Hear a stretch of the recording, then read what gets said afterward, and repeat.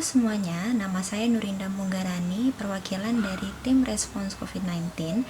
Pada kali ini akan menjelaskan mengenai salah satu final project dari mata kuliah kami, yaitu e-marketing and e-commerce. Nah, saya bersama 4 teman saya, yaitu Mita Nurmalasari, Siti Apriani, Wahyu Maulana, dan Kristo Daniel Pondah akan menjelaskan beberapa poin yang berhubungan dengan final project ini. Nah, sebelum memasuki pembahasan dari tim respons COVID-19 itu sendiri, saya ingin menjelaskan secara garis besar apa sih yang harus dilakukan selama final project ini. Jadi, pada final project ini kami diharuskan melakukan kampanye selama 2 minggu yang bertemakan tentang COVID-19. Nah, pada kampanye kali ini, sosial media yang kami gunakan adalah Instagram dan Medium.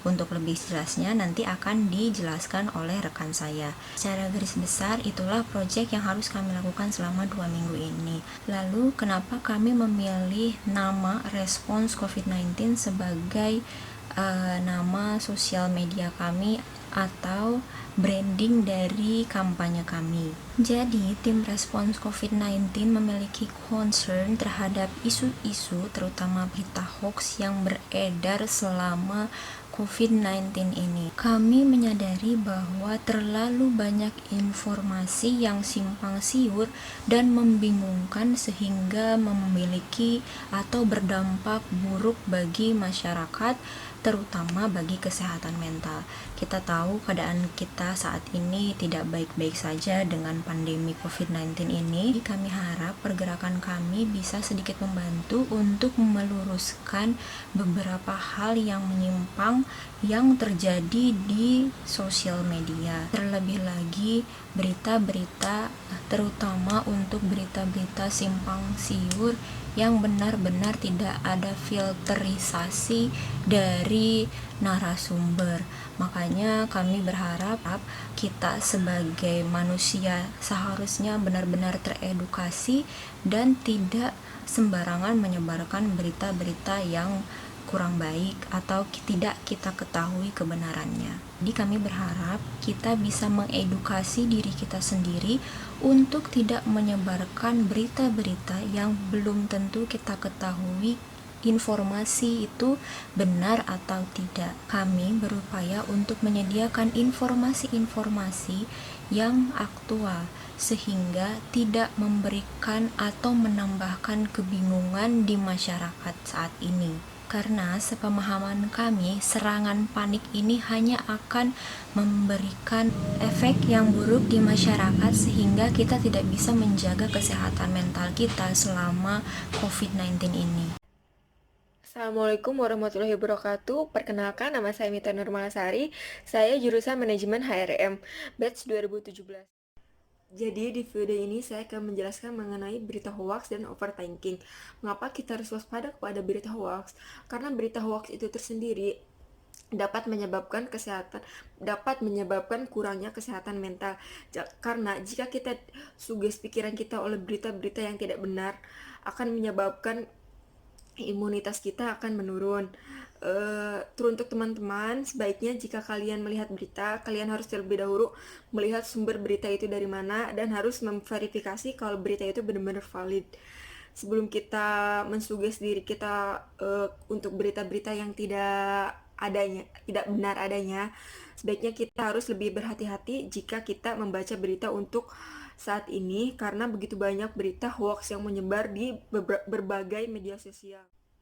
Jadi di sini kami bertujuan untuk menyajikan informasi dan menanggapi masalah selama COVID-19 ini berlangsung. Selain itu juga di media sosial kelompok kami mengupdate setiap berita hoax dan fakta. Karena berita hoax dan fakta itu sangat penting untuk di masa yang sekarang. Contohnya, penting untuk orang-orang yang masih awam kepada media sosial dan mereka tuh langsung percaya aja berita itu tanpa mereka tuh cari tahu beritanya dari mana atau sumbernya dari mana. Untuk target audiens kami tersendiri yaitu mulai dari umur 18 tahun sampai umur 35 tahun. Untuk media sosial, kami mempunyai 2 media sosial, yaitu yang pertama kami memiliki IG. IG-nya yaitu @responscovid19. Dan untuk blognya secara sendiri yaitu medium.com responscovid19.isu.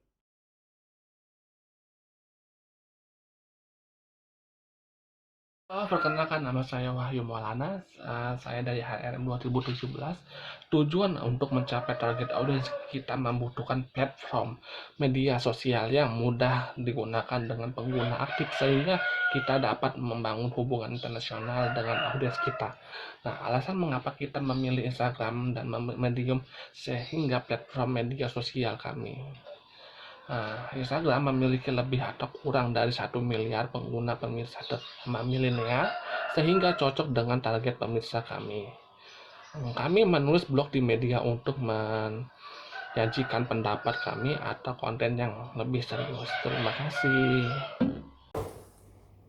Oke, untuk sosial media strategi campaign yang kelompok kami gunakan adalah sosial media Instagram dan platform blogspot yaitu Medium.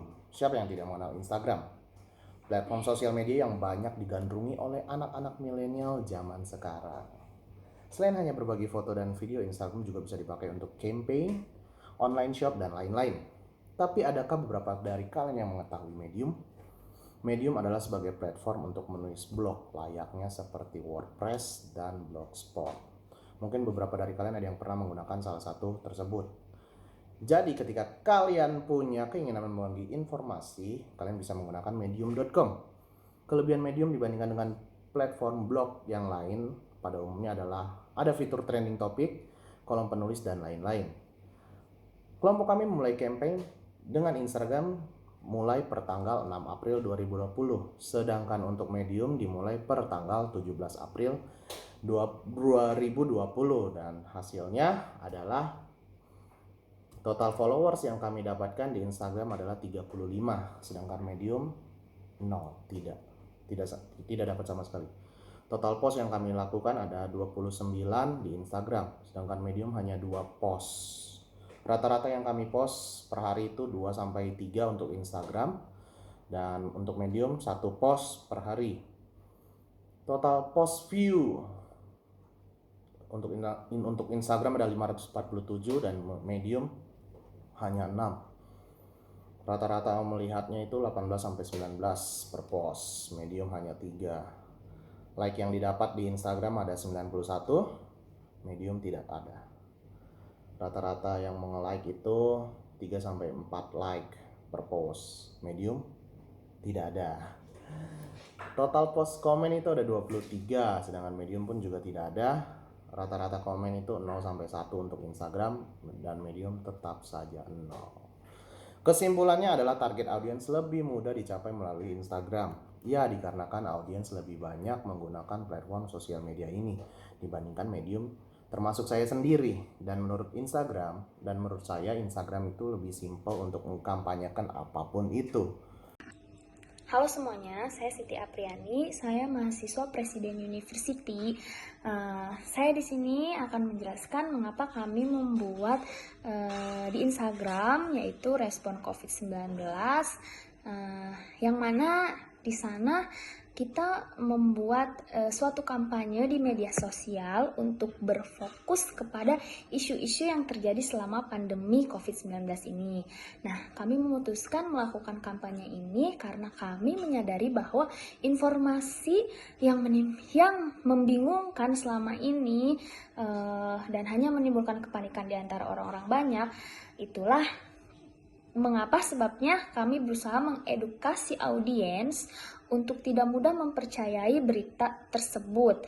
Nah, dan kami mencoba untuk menyajikan fakta-fakta yang tidak hoaks dan berita aktual yang terjadi selama pandemi ini. Dan kami berusaha terus untuk menyajikan berita aktual yang terjadi selama COVID-19 ini. Nah, kami pikir Dengan adanya serangan kepanikan hanya menyebabkan beban untuk masyarakat.